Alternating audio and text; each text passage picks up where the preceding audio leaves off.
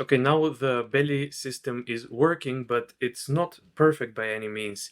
It is hard to imagine how exactly the belly deformation will behave, so it would be nice to have a way to quickly tweak the most important values so that we can play around with it, see what works, see what doesn't work, tweak some values, and improve it. If you're looking for Blender add-ons, check out addons.cgdive.com. So one very simple thing that I want to fix here is the readability of this expression.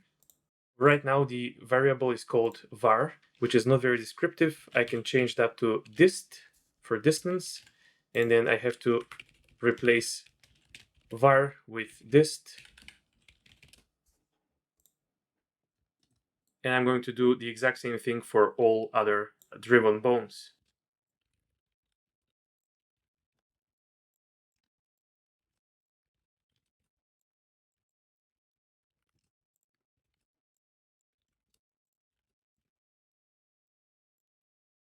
Okay, the other value that I have in the case of this S1 bone, it's 0.2, and that was a quick approximation that I came up with based on some observations, but it most likely won't be perfect. So I want to create a setup that will allow me to quickly adjust this value in case it doesn't work well. So what I can do is select this bone, and then in the bone tab, go all the way down to custom properties and click add.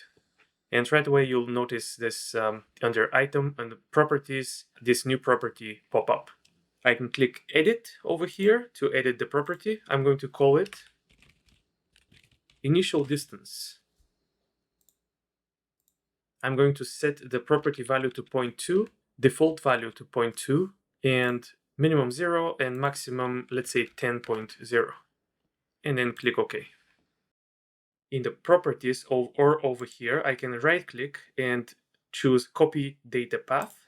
Then in the drivers panel, I'm going to add another variable, make it single property, choose the metarig, and on the path, just press Ctrl V, and that will paste the data path that I just copied from here. And as you can see, the value is 0.2 as I set it up. And if I tweak it over here, it will change in the drivers window as well. So set it to 0.2. Instead of var, let's name this something like init. I want to keep the name of these variables short because the expression field that I have here is kind of limited to one row. And now I want to substitute 0.2 with init. I can also put brackets around these expressions to make them a little bit easier to read. Something like this. And now I'm going to repeat the exact same process on the S2 bone and on the central bone. And then the other two will be very similar, but a little bit different. So let's do S2 first. Add a new custom variable, edit, give it again the same name, initial distance, 0.2, 0.2, 10.0. Okay. Copy data path, new variable, single property, metarig, pasted path, call the variable init, and substitute 0.2 with init. Add brackets.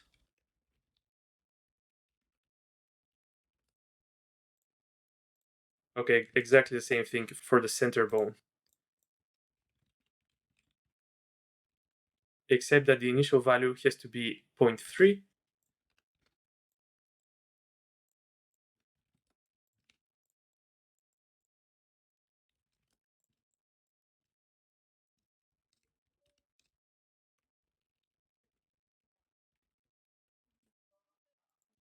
Okay, for the S1 and S2 bones on the right side, I could do exactly the same, but I can save some work by using the initial distance value from the left side on the right side, because this character is symmetrical, then we are actually going to want the same values on both sides.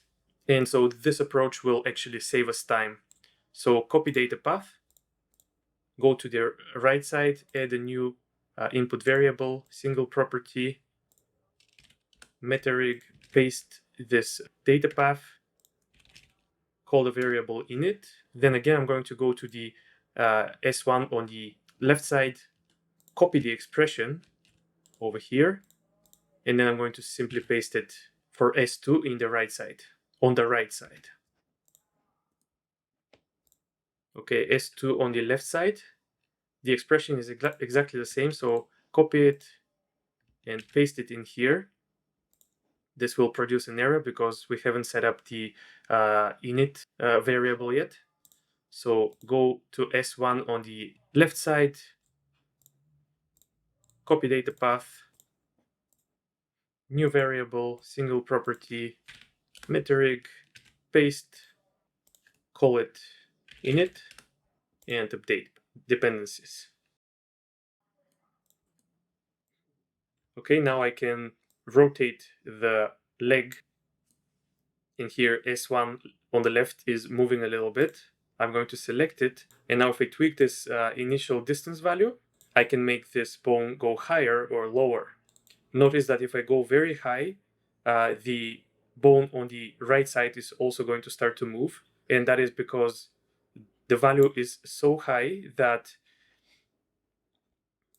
the bone on the right side starts to detect. Actually, it starts to detect this distance, and this makes the bone go up.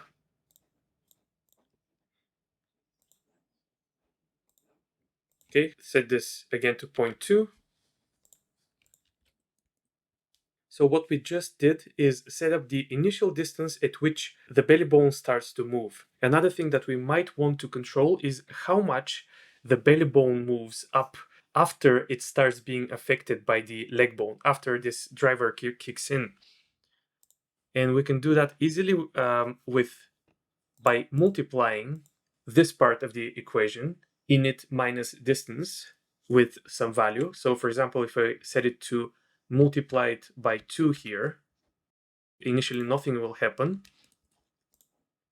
But if I rotate the leg, this belly bone will move much higher, twice higher actually. To demonstrate, I'm going to remove multiply by 2, press enter, and the bone will go down.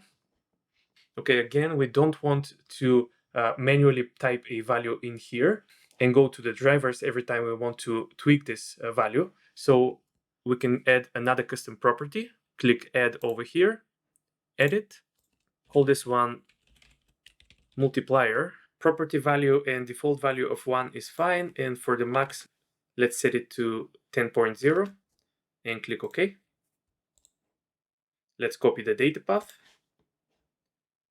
add new variable, call it mult, single property, metarig, and paste the data path in here.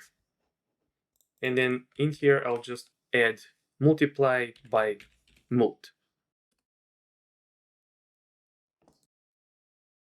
Okay, here I have already raised the leg and multiplier is set to 1. If I increase this value, I can make this bone go higher or even lower if I want, but I think I'll need to set it up higher. But for now, I'm going to leave it to 1. Okay, now we have to do exactly the same for the other bones. And as with the initial distance value, for the bones on the right side, we're going to use the multiplier value of the left side. So for S2 on the left side, I'm going to add another property. I wish I could copy the property, but I don't think it's possible, so I have to do it manually.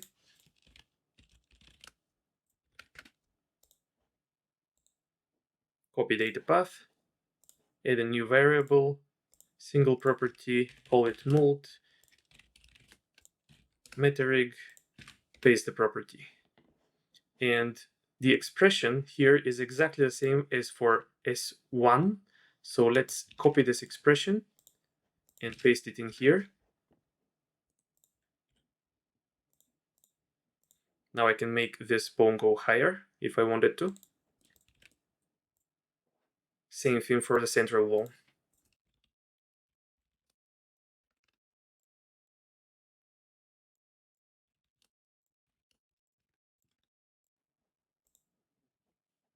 Make sure you click Update Dependencies if you get any errors. Copy this expression and paste it in here. Actually, let's paste it in all of the other expressions for the right side. We'll get an error, but that's okay, we'll fix it. Okay, for S2, I'll add another variable, call it metarig. I'll copy the multiplier value from S1 and paste it in here. Update dependencies. Same over here.